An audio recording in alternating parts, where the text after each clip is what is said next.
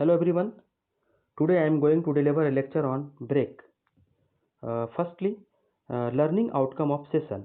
The student will be able to understand about the brake and working of single block or switch brake. Generally, brake is a device by means of which artificial frictional resistance is applied to moving machine member in order to retard or stop the motion of machine. This means any rotating machine element can be stopped by applying the brake. Now next, the type of brake. First is hydraulic brake. In hydraulic brake, generally hydraulic energy is used to stop the rotating machine member. The example of hydraulic brake is pump, or we can say hydraulic brake and fluid agiator. The second is electric brake. Generally, in electric brake, the energy used in the electrical brake is electric energy. The most important example in the electric brake is generator and ED current brake. The last is mechanical brake. In mechanical brake, the mechanical energy is used to stop the motion of the rotation. Further, the mechanical brake is divided into two groups. One is radial brake and other is axial brake. These two classification is on the basis of direction of forces acted on the brake drum. Now, this is the broadly classification of mechanical braking system. These are as first is single block or switch brake, second is simple band brake, third is differential band brake, fourth is band and block brake, fifth is internal expanding brake. These five comes under the classification of radial braking system, and the last two, that is disc brake and cone brake, comes under the classification of axial braking system. Now next, we have to make the detailed study about the mechanical braking system, and in the mechanical braking system, the first brake is single block or switch brake. Now, single block or switch brake, you can see here, this is a schematic diagram of the brake, and this is also a diagram for the clear picture for better understanding. And now, first of all, we have to discuss about the constructional features of the single block or switch brake. This is why it is called the single block, because the switch is only one. There is only one switch, that's why it is called single block or switch brake. The block may be termed as switch. In this braking system, a fulcrum is pivoted at the fulcrum, which is called the lever, and a switch is mounted rigidly at the lever. A drum which is have radius r, which is rotated in either clockwise direction or anti-clockwise direction. Suppose this drum is rotated in clockwise direction. Now the force of friction is developed, that is called the Ft, which is also called a braking force. It may be also called tangential force, which is in this direction. We can see here Ft. Now, when the drum is rotating in suppose clockwise direction, a small amount of P force is applied at the other end of the lever in the inward direction. Then what will happen?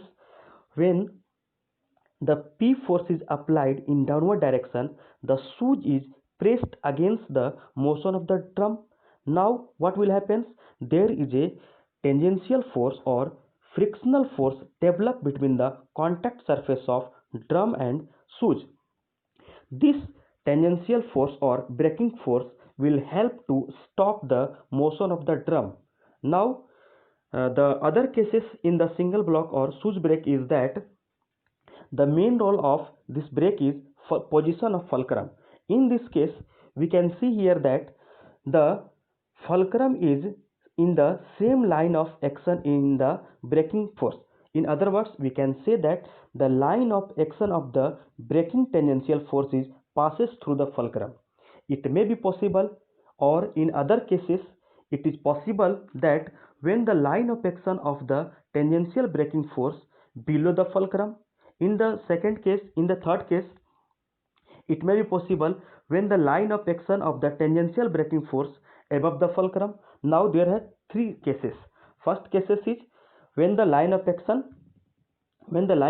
of tangential braking force Ft passes through the fulcrum O, and the lever and brake wheel rotate in clockwise direction. In the three cases, the block, or we can say the drum or wheel can be rotated in either clockwise direction or anti-clockwise direction. In this case, first we have to make the study about the when the drum or wheel will rotate in clockwise direction. Basically, from this derivation, we have to find the braking torque. If we get the braking torque, then we can find the brake power of the braking system, which is most important in the brake. Or from the brake power, we have to discuss about the what will be the capacity of brake. Now find the braking torque of this system. Now look here at this diagram, and look here at there are three forces.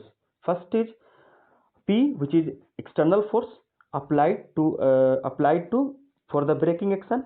Second is normal reaction, that is called Rn, which is normal to the shoes.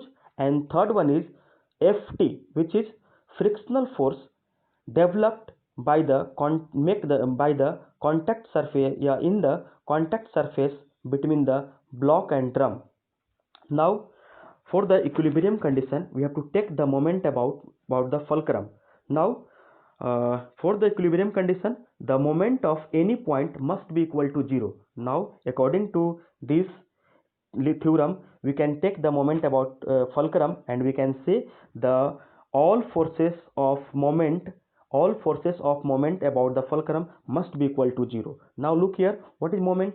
The moment is force into perpendicular distance. Now look here, there is a three forces. First is P, second is Rn, and third is Fs. And the perpendicular distance from the fulcrum to P is L, and the perpendicular distance of Rn from the fulcrum is x, but there is no any distance of Ft. That's why the moment of force of friction becomes 0.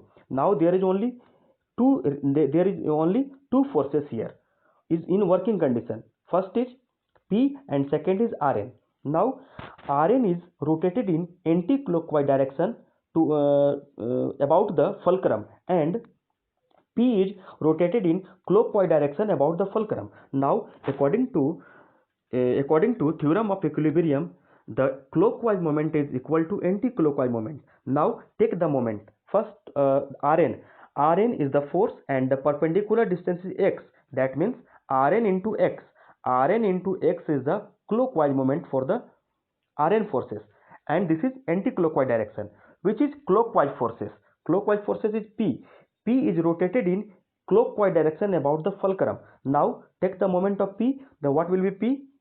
Then P and the perpendicular distance of fulcrum is L. Now we can say the total moment is P into L. Now P into L, we can find from the Rn from here. We can see here that PL by X. Now the braking torque is, in this diagram, the braking torque T is equal to Ft into R, which is Ft is the frictional force, or we can say tangential force, we can say the braking force, and R is the radius of drum.